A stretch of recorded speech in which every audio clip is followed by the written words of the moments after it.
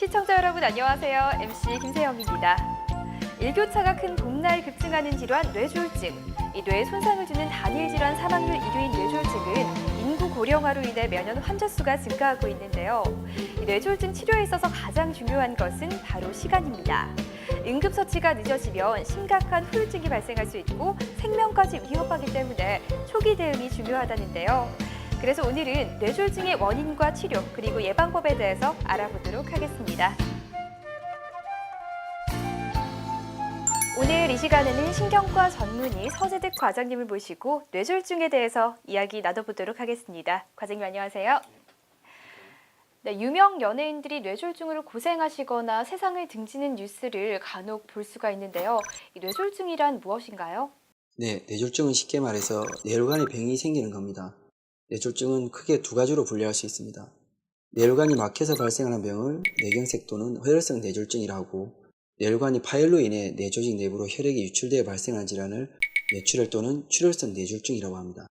한의학계에서는 뇌졸중을 중풍 혹은 이를 줄여서 풍이라고 지칭하는 경우도 있지만, 한의학에서 말하는 중풍에는 서양의학에서 뇌졸중으로 분류하지 않는 질환도 포함하고 있습니다. 따라서 뇌졸중과 중풍은 서로 구분하여 사용하는 것이 바람직하고, 경우에 따라서 뇌경색과 뇌출혈을 다른 질환으로 보시는데 이 두 가지를 합한 개념이 뇌졸중이라고 알고 계시면 됩니다. 네, 뇌졸중이 단일 질환 사망률 1위라고 하던데 뇌졸중의 발병률과 사망률이 궁금합니다. 정말로 뇌졸중 환자들이 많은가요? 네, 인구 노령화로 인해서 뇌혈관 질환이 늘어나는데요. 주변에 가까운 분들도 뇌졸중으로 쓰러졌다는 얘기를 종종 들을 수 있습니다. 2010년 통계 자료를 보면 한 해 2만 6천 명 정도가 뇌졸중으로 돌아가시고 있습니다. 인구 대비로 보면 인구 10만 명당 53명 정도로 굉장히 높은 수치를 보입니다. 단일 장기에 생긴 질환으로 사망률은 뇌혈관 질환이 단연 1위라고 볼 수 있습니다. 네, 1년에 2만 6천 명이라고 하니까 꽤 높은 수치 같은데요.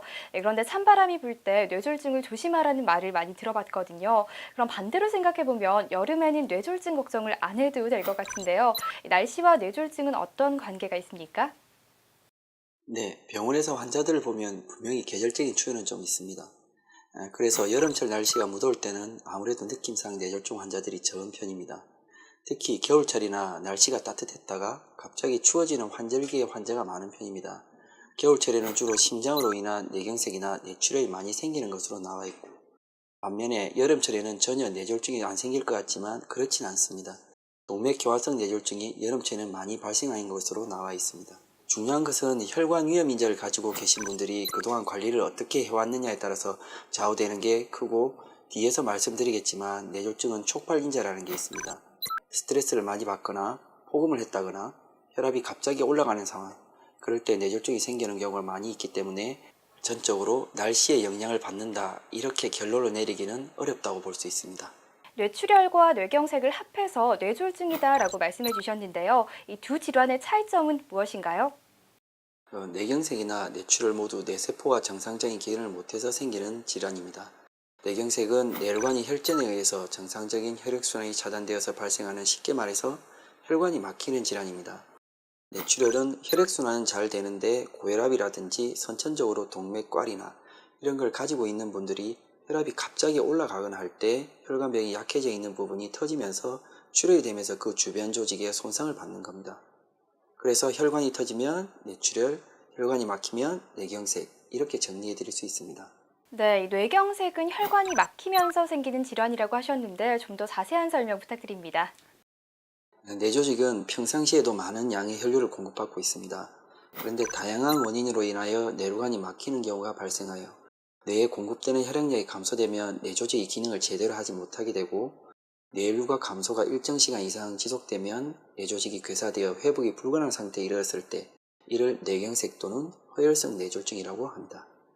뇌혈관이 막히는 것은 여러 가지 경우가 있는데, 먼저 동맥경화로 인해서 뇌혈관이 막혀서 피가 조금씩 흐르다가 갑자기 어느 순간에 콱 막혀버려서 혈관이 담당하는 영역이 막혀버린 과정을 혈전성 뇌경색이라고 하고, 다른 원인으로 심장에서 떨어져 나간 피 찌꺼기가 뇌혈관을 막아서 뇌경색을 일으키는 경우를 색전성 뇌경색이라고 합니다. 네, 일반적으로 동맥경화라는 질병은 많이는 들어봤는데 이게 뇌경색까지 이어진다고 하니까 조심해야겠다는 생각이 듭니다. 이 뇌경색의 원인과 증상은 어떤 게 있나요? 뇌경색의 가장 흔한 원인은 고혈압, 당뇨, 고지혈증 등으로 뇌에 혈액을 공급하는 혈관에 섬유질, 콜레스테롤이 덮여 있어 우리가 동맥경화증으로 알고 있는 축상경화증이 발생하고 이로 인해 뇌혈류가 차단되는 경우입니다. 그 외에 심장부정맥, 심부전 및 심근경색의 후유증 등으로 인해서 심장이나 혈관 내에서 혈액이 응고된 혈전이 생성되고 이 혈전이 혈류를 따라 이동하다가 뇌혈관을 막아서 뇌졸중이 발생하는 경우가 있습니다. 드물게는 모야모야병, 호모시스텐 혈증 등 극히 드물게 발생하는 질병에 의해 뇌경색이 발생한 경우가 있습니다.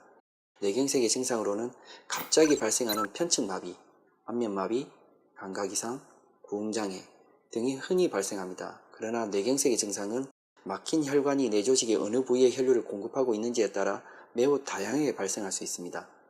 앞에서 언급하였던 운동기능은 감각기능의 부전 이외에도 시인증, 실어증이 첫 증상으로 나타나거나 갑작스런 시야장애 및 의식 소실 등으로 증상이 주로 나타나는 뇌경색이 발생할 수 있습니다. 이러한 다양한 증상이 당일한 뇌경색에서도 모두 발생할 수 있지만 일부의 증상만 나타나는 경우가 있습니다. 네, 지금까지 뇌경색에 대해서 자세하게 알아봤는데요. 다음으로는 출혈성 뇌졸중이라고 하는 뇌출혈에 대해서 알아보도록 하겠습니다. 뇌출혈이란 무엇이며 또 원인은 무엇인가요? 네. 뇌출혈이란 뇌출혈이 있어 생기는 모든 변화를 말하는 것으로 앞에 말씀드렸듯이 출혈성 뇌졸중이라고도 합니다. 뇌출혈은 여러 가지 방법으로 구분하고 있으나 크게 외상에 의한 출혈과 자발성 출혈로 구분할 수 있습니다. 외상에 의한 출혈은 급성 경막하 출혈, 만성 경막하 출혈, 경막외 출혈 등 머리 쪽 외상과 직감적적으로 연관이 있는 출혈을 말하며 자발성 뇌출혈이란 다음과 같은 질환 중 뇌출혈을 일으키는 것을 말합니다.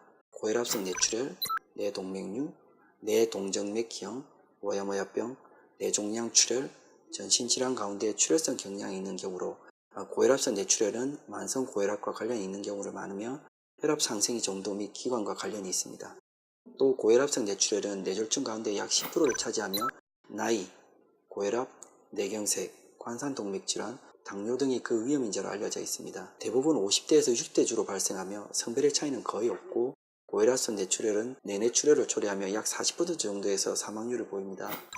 뇌동맥류에 의한 출혈은 90% 정도가 뇌주주막하 출혈을 발생하며 사람이 일생에서 가장 극심한 두통을 호소하는 것으로 약 20%의 환자에서 심한 출혈이 발생하기 전 기분 나쁜 정도의 경고 두통이 발생하는 것으로 알려져 있습니다. 뇌동정맥 기형에 의한 출혈은 뇌 발생 과정 당시 뇌동맥과 뇌정맥 사이에 정상적으로 생겼어야 할 모세혈관이 생기지 않아 뇌동맥에서 뇌정맥이 바로 연결되어 혈관 덩어리를 형성하는 뇌동정맥 기형이 발생하여 일어나는 출혈입니다.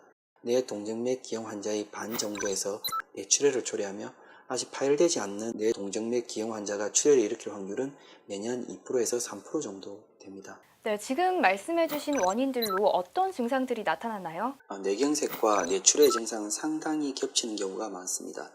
병원에서도 뇌혈관 질환이 의심되는 환자분들이 오시는데 담당하는 의사들도 완전히 구별하기 힘든 경우가 많이 있습니다. 왜 그런가 하면 뇌혈관이 막히거나 터지거나 할 때 해당 부위의 뇌 기능이 떨어져서 나타나는 증상이 많아 구분이 어려워 완전히 증상만으로 구분 판단하기는 어려운 현실이고 그래서 응급실에 오셨을 때 CT 촬영을 해서 출혈이 있는지 확인한 다음에 뇌경색과 뇌출혈을 구분하는 경우가 많습니다. 하지만 뇌출혈의 경우에는 일반적으로 두통이 심하게 동반되고 구토 증세가 같이 오는 경우가 상당히 많이 있습니다. 따라서 증상만으로 완전히 뇌경색과 뇌출혈은 구별하기 힘듭니다.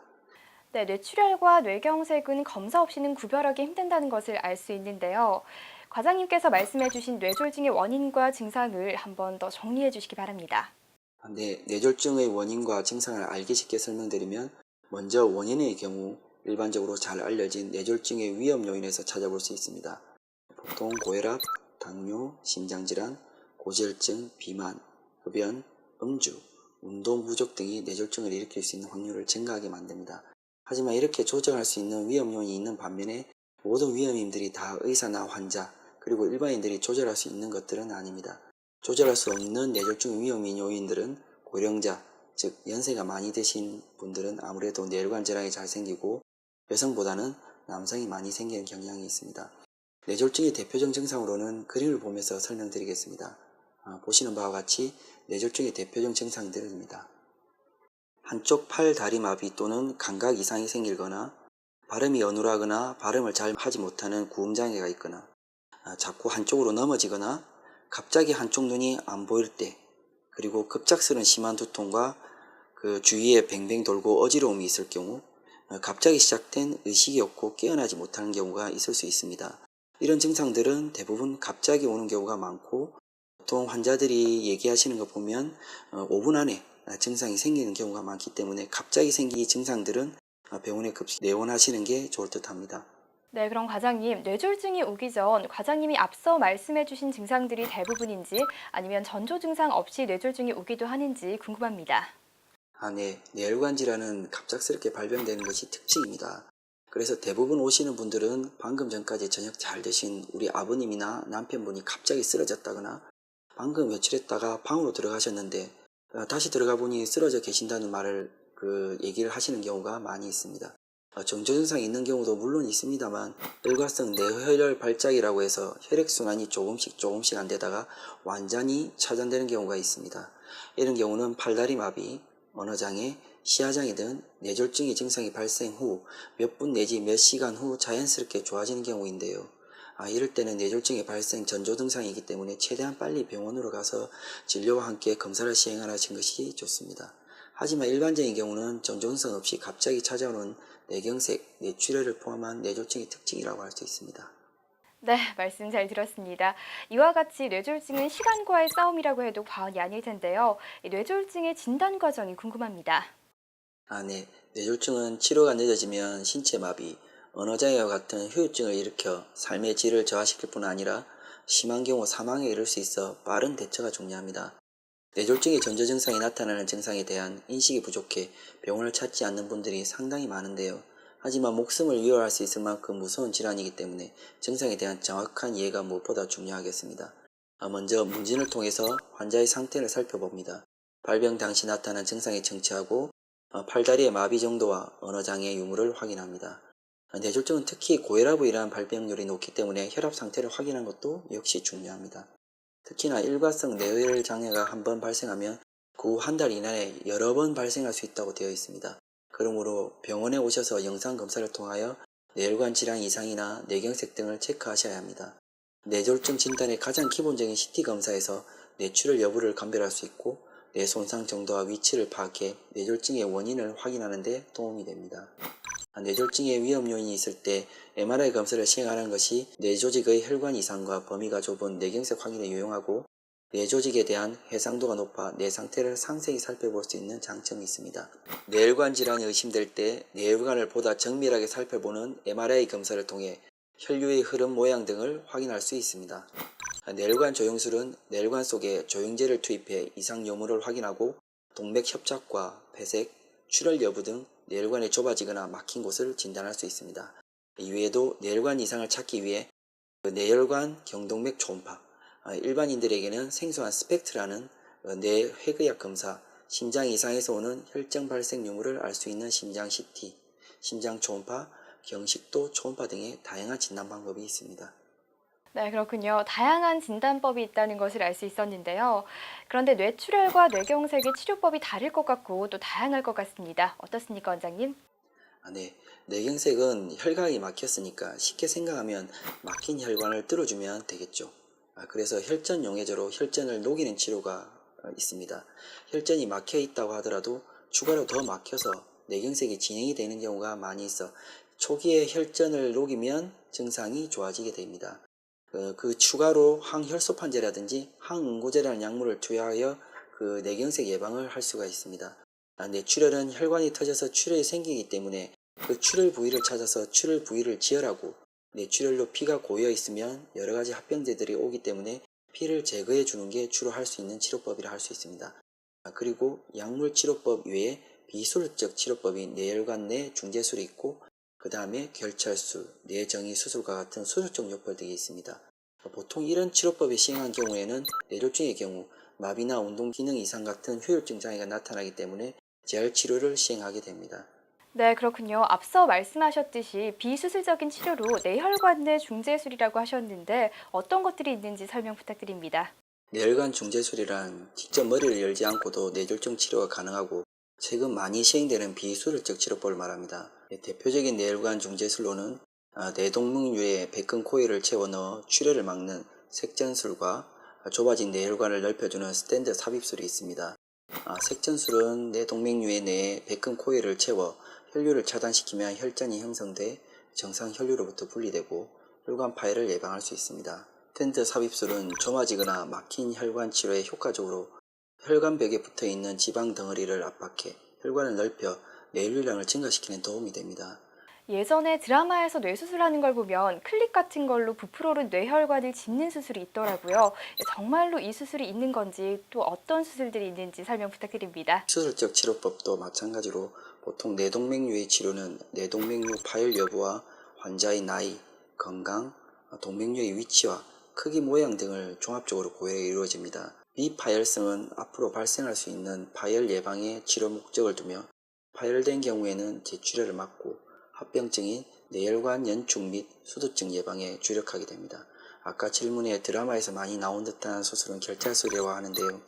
전통적으로 치료법은 결찰술은 두개골을 연 뒤 뇌동맥류의 입구를 클립으로 짚는 수술적 치료를 말합니다. 파열성 뇌동맥류를 수술하는 가장 이상적인 방법은 파열된 뇌동맥류를 부분을 클립으로 고정시켜 정상적인 혈류를 유지하면서 뇌동맥류를 잘라내는 동맥류 경부 직접 결찰술이 있습니다. 치료로 72시간 이내에 수술을 실시하는 것이 이상적이며 최근에는 검사 설비와 미세수술 기법이 발달하면서 조기 수술이 진행되고 있습니다. 이외에도 뇌정의수술, 개수술, 감마나이프 시술 등이 수술적 치료 방법으로 사용이 되고 있습니다. 네, 이러한 치료에도 불구하고 뇌졸중은 후유증이 남는 경우가 대부분인데요. 뇌졸중 후유증으로 인한 마비는 회복이 어렵다고 알고 있거든요. 그런데 재활을 통해서 어느 정도는 회복이 가능하다던데 어떻습니까, 과장님? 네, 뇌졸중으로 인한 마비의 회복은 일반적인 경과가 잘 알려져 있습니다. 완전히 100% 돌아오는 경우가 있으면 참 좋겠지만 약 15% 정도는 장애가 남는 경우가 많이 있습니다. 그런 경우에도 그 첫 4주 동안은 아주 중요합니다. 4주 이내에 전체 회복되는 것을 100%로 봤을 때는 약 70%가 4주 이내에 좋아지고 12주까지는 물리치료를 열심히 받으면서 경과를 지켜보면 나머지 약 30%도 좋아져서 그 이후에 일정한 정도 장애가 남는 것으로 되어 있습니다. 그래서 저희가 항상 말씀드리는 것은 급성기 뇌졸중 치료를 잘 받고 나서 초기 한 달 동안 집중적으로 재활 치료를 받은 것이 굉장히 중요하다고 말씀드리고 있습니다. 네, 뇌졸중 후 나타나는 후유장애로 삶의 질이 저하되는 것을 걱정하는 분들이 많은데요. 이 뇌졸중으로 손상된 신경이나 기능 회복에 도움이 될 만한 재활치료는 어떤 것들이 있을까요? 네, 재활 치료는 손상된 뇌를 훈련시켜 일상생활이 가능하도록 도와줍니다. 신체 마비가 나타나는 경우 운동치료로 많은 비중을 차지합니다. 걷거나 자세 유지 등 다양한 운동법을 통해 기능을 회복 훈련을 하며 운동치료는 장시간 하기보다는 자주 매일 하는 것이 중요하고 그리고 정확히 하는 것이 중요합니다. 뇌손상으로 인지기능장애가 나타나는 경우 인지치료가 시행됩니다. 환자가 수행할 수 있는 기능의 정도를 분석하고 가장 문제가 되는 영역의 합성을 통해서 기능을 향상시킵니다. 환자에 따라 난이도를 조절해 판단력과 지각 훈련 등을 할 수 있습니다. 저하된 일상생활 수행 능력을 되찾도록 도와주는 직업치료는 환자의 기능 회복뿐만 아니라 육체적, 인지적, 심리적인 부분의 치료를 도와줍니다. 환자의 상태에 따라 기능이 호전되고 기술이 향상되어 일상생활을 잘 적응할 수 있도록 도와주는 것이 굉장히 중요합니다. 장기적인 치료가 필요하지만 재활 치료를 통해 어느 정도 회복이 가능하기 때문에 꾸준한 노력과 실천이 중요하다는 것을 꼭 기억하시기 바랍니다. 네, 질병을 예방하는 데 있어서 정기검진이 무엇보다 중요한데요. 뇌 정밀 검사 얼마 만에 하는 게 좋습니까? 외래에 오시는 많은 분들이 그렇게 질문을 하시는데요. 사실 몇 세 이상부터 정기검진을 받아야 한다는 구체적인 지침이나 근거는 없습니다. 그래서 답답하시겠지만 앞서 말씀드린 위험 요소가 있는 분들은 그래도 정기적으로 방문을 하셔서 신경과 전문의와 상의해서 검진을 할지 머리 검사를 할지 이런 것들을 결정하시는 것이 좋을 것 같습니다. 네, 과장님. 뇌졸중을 예방하고 뇌혈관을 튼튼하게 하는 생활의 습관 가이드라인 그런 게 있으면 알려주시기 바랍니다. 예, 오늘 말씀드릴 내용 중에 가장 중요한 내용이라고 할 수 있겠습니다. 위험 요소가 없는 분들이라도 매일매일 꾸준히 운동하시는 게 돈도 안 들고 쉽게 할 수 있는 예방법입니다.